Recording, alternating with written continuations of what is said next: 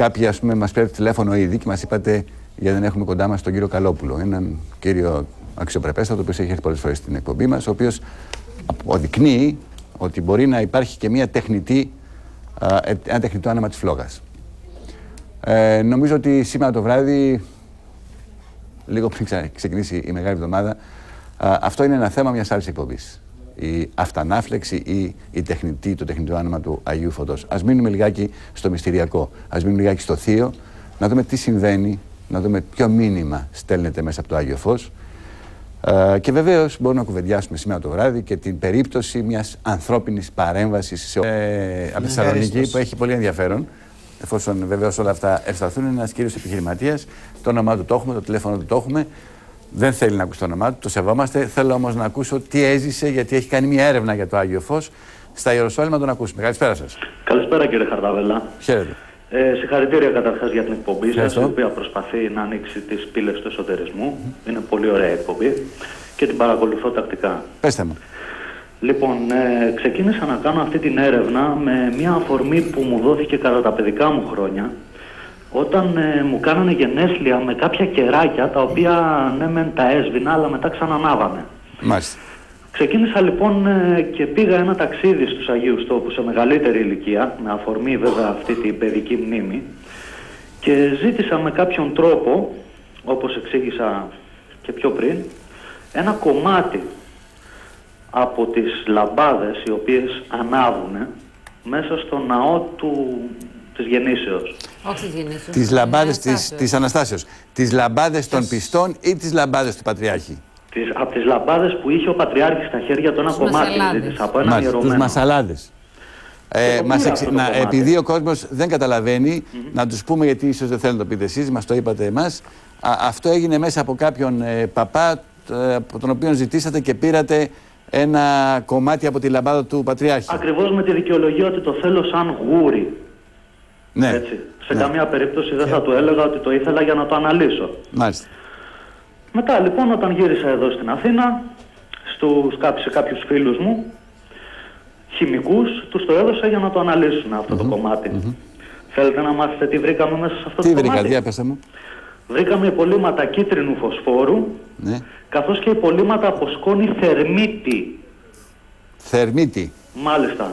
Τι ρόλο παίζει ο θερμίτης, κύριε Θεοφίλου? Λοιπόν, ο θερμίτης είναι ένα υλικό το οποίο σαν σκόνη αποτελείται από σκόνη αλουμινίου και σκόνη από μαντέμι.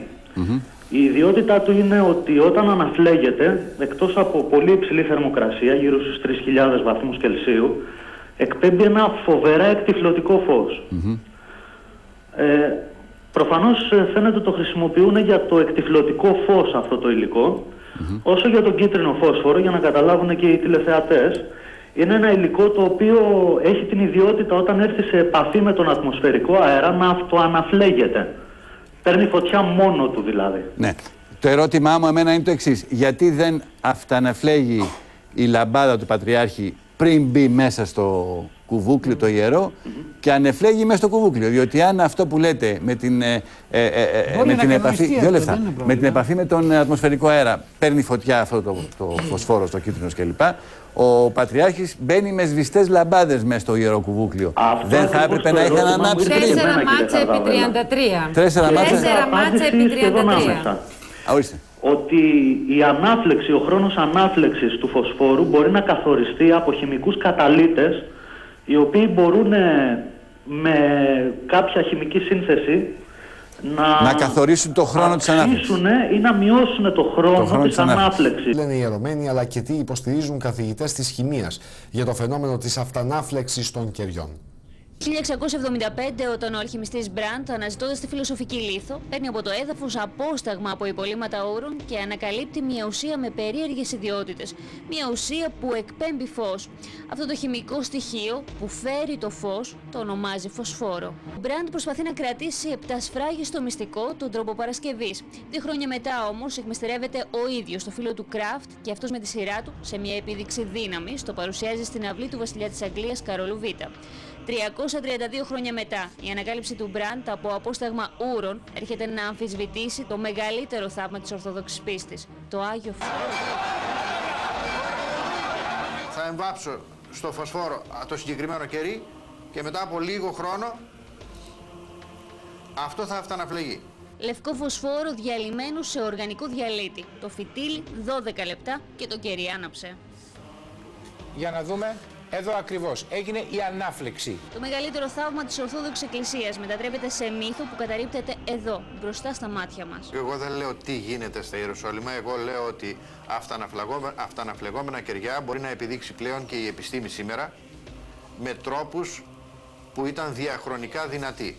Καρέ, ο συγγραφέας Μιχάλης Καλόπουλος ακολουθεί τα βήματα του Κράφτ και παρουσιάζει στα τηλεοπτικά πλατό με χημικές ουσίες το φαινόμενο της αυτανάφλεξης. Και μπορεί όλοι να έχουμε μείνει με το στόμα ανοιχτό, καθηγητές φυσικής και χημείας όμως το παρακολουθούν αδιάφοροι. Καθώς στην επιστημονική κοινότητα η αυτανάφλεξη με τη βοήθεια του φωσφόρου είναι γνωστή από το 16ο αιώνα.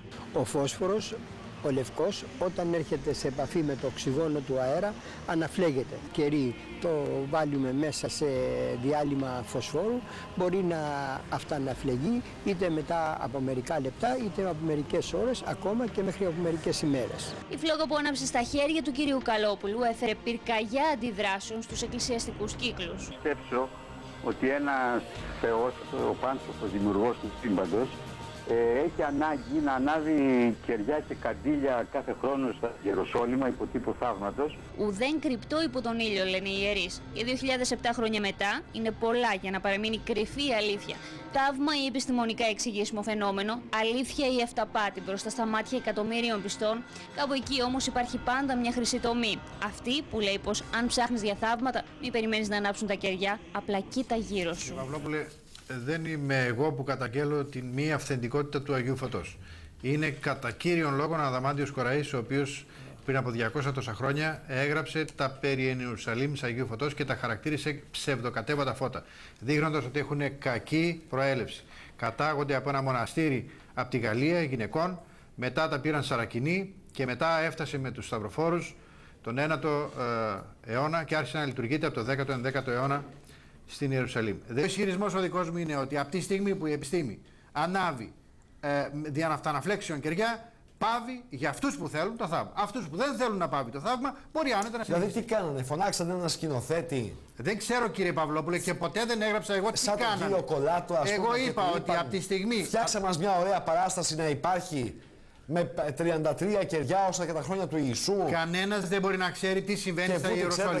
Υπάρχει δικαιολογημένος ισχυρισμός. Από τη στιγμή που αυταναφλεγόμενα κεριά και καντήλες μπορούν να παραχθούν με επιστημονικό τρόπο, δικαίως η αμφισβήτηση έχει να οψίσει. Εγώ δεν μπορώ να ξέρω.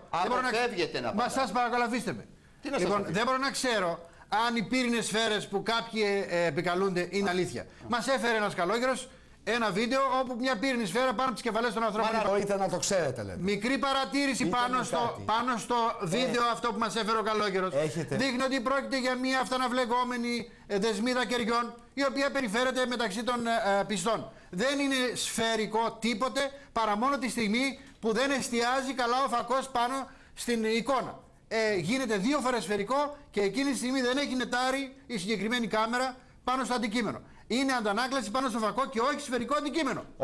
Αυτοί οι ισχυρισμοί λοιπόν που προκύπτουν από το πουθενά, ο ίδιος Καλόγερος, σε μια εκπομπή που έχω εγώ μαγνητοσκοπημένη, ισχυρίζεται ότι δεν είδε τίποτα, αλλά το πρόσεξε στο βίντεο. Αργότερα λέει ότι το είδα πρώτα και μετά το μαγνητοσκόπιο. Αναβαθμίζονται λοιπόν οι ισχυρισμοί όλων. Έχουμε αυτόπτων μαρτύρων τις περιγραφές, όπου αυτά που οι άνθρωποι αυτοί ονομάζουν Άγιον Φως δεν είναι τίποτα άλλο από τις εκατοντάδες κάμερες που έχουν φλας και ανάβουν μέσα στο ναό. Να λέμε σε εκατομμύρια πιστών ότι όλα αυτά τα χρόνια πέφτουν ενδεχομένως ή πιθανότατα θύματα πλάνης. Κύριε Παυλόπουλε, εγώ δεν λέω μόνο αυτό, εγώ λέω κάτι πολύ χειρότερο από αυτό.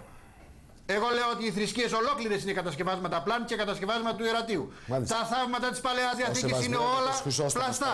Επίσης και της Καινής Διαθήκης. Πιο ισχυρό ισχυρισμό δεν μπορώ να ορθώ. Σταματήστε τα σύνορα. Κύριε Βίρλα, παρακαλώ, θα σας δώσω το λόγο. Η γνώμη μου είναι αυτή και έχω γράψει 3 βιβλία πάνω στην Παλαιά Διαθήκη και ένα βιβλίο στην Καινή Διαθήκη.